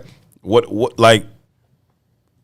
was the music that fucking Al Capone and shit was listening to when they was killing shit up? You know what I mean? Like what type of frequency were they tuned into, right? Whatever they were doing, they used it to gain power. I'm saying that it can't be all bad. We just got to like utilize it for something else. And I think that finding that balance helps, because while I'm listening to Pooh Shiesty, I'm still speaking to every single brother and sister I walk past on the street today. It's a nuanced conversation. Mm-hmm. Right? Now, I argue for power all the time. Mm-hmm. I argue for power all the time. Mm-hmm. But there's levels and there's nuance. Sure. Right? 100%. We're here. Like, idealistically, this is Rome. When in Rome, do as the Romans. Right. Right? But at the core of my spiritual self, power has no fucking value. It has no, I just want to really just be. But while in Rome with the Romans, motherfucker, you better arm up. It is what it is. Agreed. Now, all of that is a reflection of the frequency of the social dynamic I'm in. Mm-hmm. If I was born in, I don't know, 1600s in Panama or some shit, right, my frequency might be, I just want to plant flowers, motherfucker. Everybody eating. But we're here, right? So I'm not saying, and I'm not condemning one or the other. I'm just saying it is what it is. You know what I mean? But at its core level, at the highest level of your spiritual being, nigga, power has no value. Mm-hmm. Right? At the end of the day, man, we live on the greatest earthquake fault in all of the world. All of the world. Think about that. Chicago. Mm-hmm. Right? The ground starts shaking. What do your power look like to you at that point? It don't mean shit. Don't mean nothing. All them buildings coming down. The ground is shaking, motherfucker. Everything you thought was real ain't real no more. Nothing matters now. Nothing matters no more. Okay. You understand what I'm saying? Yeah. You can have no more power than the universe. So your power has no value. But it's in Rome, you got to do it to Rome. But only catastrophic events bring people to that type of space to understand what really matters, right? You take like 9/11, right? Nigga, a dog chasing after your ass down the street will reconstruct your idea and belief system. Sure it will. Because you can't do shit with a dog when the dog really want to get with your ass. Sure it will. But what I'm saying, like, you get like the towers falling down and shit. Mm-hmm. An hour ago, right? The motherfucker who was on the top of that motherfucking building would not have batted a fucking eye at the custodian in the building or whatever, unless he was locked out of his office or some shit like that. Or his trash can was overflowing, right? Them motherfucking planes hit, that shit crashing down, everybody in the stairwell, we the same now. Okay? If you can help me, can you grab my hand, help me. Like, all that shit is the same now, right? Fucking levees break in fucking New Orleans. No matter how big your house is or you came from the projects, we in this fucking water, help me. You know what I mean? It don't matter no fucking more. You know what I'm saying? But the only out of catastrophe do we even get to that space. You know what I'm saying? And I think that I don't know if that's true either though. And I'm gonna say it in this sense, right? When I went to China, and I'm only leveraging China because the language barrier in going to China and being dolo by myself. Sure. Nobody in China speaks English, motherfucker. That's fuck you. This is China. Fuck Yo. You know what I'm saying? So the language barrier will humble the shit out you because you will realize You feel stupid as shit. Like, I can't fucking you're like communicate. a fish trying to figure out how to walk down the goddamn road. Right. You know what I mean? It's it humbles the shit out of you. Right. You know what I mean? Right. So it's I don't know if it's the catastrophe that matters. It might just be challenging new environments. I don't know. You know, but it has to be again. It's something has to drastically alter your current state. And while we can look at our current state and say this should be a catastrophe that changes our mind, it's been our state for so long that it's not something that has been drastically altered. And so without the drastically altering it, right? Without the alteration, it's like, well, this is just kind of what it is. This is par for the course, and you find your way through it, right? And some people find their way through it in one way, some people find their way through it in other ways. And I'm saying it don't really serve us to be like, this way, this way, good. I don't know that your way of doing it through your corporate job is all that much better than his way of doing it through the fucking streets. You know what I mean? Like, I don't know that one of those is a better path to our liberation than the other. It's not. You know what I'm saying? And our liberation is internal. That's kind of my argument. Right. I don't know if it is a collective conversation. It's an individual conversation. It's internal. For sure. Each individual has to make a decision that the liberation of the collective is the thing. You know what I'm saying? It's not like we can't make a group decision that's then going to be imprinted on each individual. The individual's got to make that decision first and then move as a collective. For sure. Mm-hmm. Yeah, no, you can't just be like, hey. But there's power in that decision. 100%. That's the only place the power is. That's the real power right there. I've decided that this shit no longer suits me. Right. I've decided that I desire something different. Right. I've decided that the barriers that were previously put up to stop me from harnessing whatever the goals I have are no longer exist to me. I've decided that. Right now, what that does is for those people who have that level of self-determination because of just the pathway they're going to create for themselves. Exactly. It opens up opportunity and roadways for those behind them. Exactly. Because You know what it I mean? changes the way that you fucking move. Period. Right? So once I decided that I'm not with this, bro, I used to have like plans for all kind of shit. Like 15 fucking cars, big ass, stupid ass houses here and there. I still want a fucking room with a glass floor with sharks in it. I still want a room in my house that looks like that, right? But before I got out into a different mindset, like that's just what I'm on. But now once I change my mind about that kind of shit, G, it changes everything I do and move, right? And so when we have the conversation about like, yo, you can't really buy black. It's like, nah, yes you can, G. Is it inconvenient? Does it take a level of commitment from me? Absolutely it does. But I've already fucking decided. I've already made up my mind that that's what I'm on. And so I'm going to move that way, right? You can pseudo buy black. Huh? You can pseudo buy black. Sure. To the best of my ability, right. I'm going to fucking do that. Them sip and savor cups come from some white company somewhere. Heard you. The coffee beans. The fucking coffee beans. White people. I heard you, right? But then, the further you go, the deeper you get into it. Then you start to go to places who shop at black farms, right? You go to restaurants that these both of them they come from. Be as pessimistic or realistic as you want to be, however you see it, right? What I'm saying is, once you make up your mind, then that's how you fucking move. And I've fucking decided already. I'm being funny, but you're right. That's why I said pessimistic or realistic. Like, when you look at them numbers, that shit is outrageous. That's why I said pessimistic or realistic. Yeah, right? I'm not. It's a motherfucker. You know what I'm saying? But even still, it's the conversation about once Africans. you made up your mind, it is what it is. Yeah, it is what it is. I agree, man. But we got, and I'm saying it's just for to you're on point.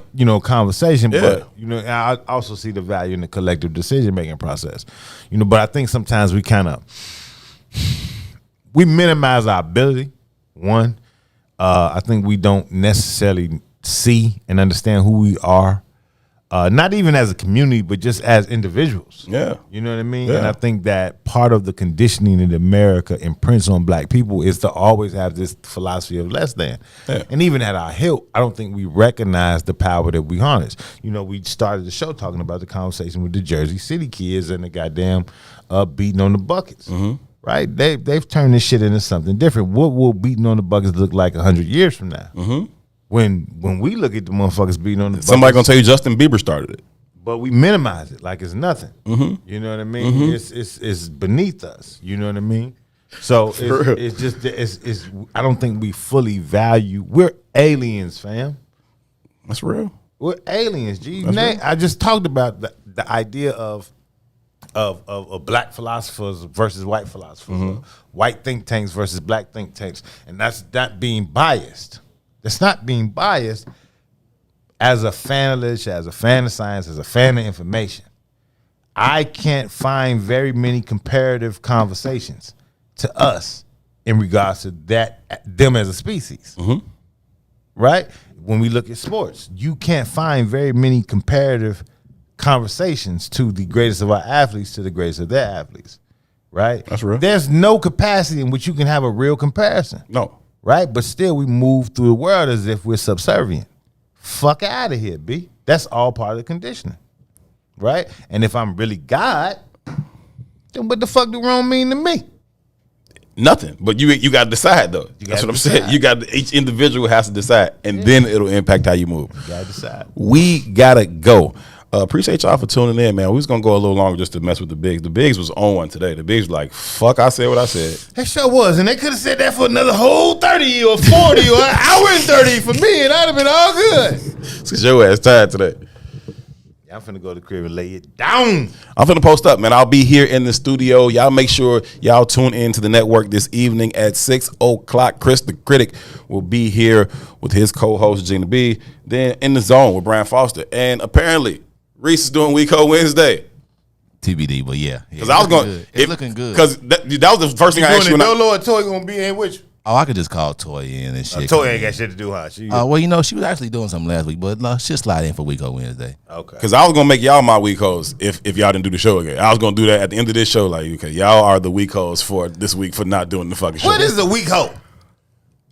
You know, like somebody like blew you, they didn't pitch you. So like, you know, if somebody like blew you, then you like, you know, like right in, like, man, I think her the Week Ho, you know, for winning a New York hat. Not saying nothing wrong. You know, you just say like, you know, so it's just like it's like a diss a little bit, but it's like a friendly diss on our show. We just want to let you know, hey man, you know, Jenna said that Dave, her baby daddy is a Week Ho for me missing child support for the last 2 months. You know, you just say some little shit like that. So okay, I get it. I can dig it. We got to bounce, man. Thank y'all so very, very much for tuning in. As always, your input was valued. It was certainly appreciated. Do not forget to follow the I Say What I Said page. We'll be broadcasting from there. Shout out to everybody who has been following the show and commenting on the I Say What I Said page. Appreciate y'all. Shout out to everybody watching on YouTube as well. We greatly, greatly appreciate each and every one of y'all. We'll be back here on Friday. Same time, everybody on the I Say What I Said page too. Said that. No, you said what's that for black people? I said that. No, you didn't. I was listening. Let me do this. I just say it again for him. Just start all over for him. Let me do this, man. I'm gonna help you. I'm gonna help you. That's my job in life. When it's something to disagree about and push back on, do your part. Okay. I just did. I pushed back and disagreed that you didn't say what I said you said. So I just helped you. That's what we're gonna do. Shout out to everybody watching on the I Say What I Said page. Salam alaikum. We'll be back here. For East Rule in Tucson, my name is Herb Howard. Y'all be good to each other. Peace.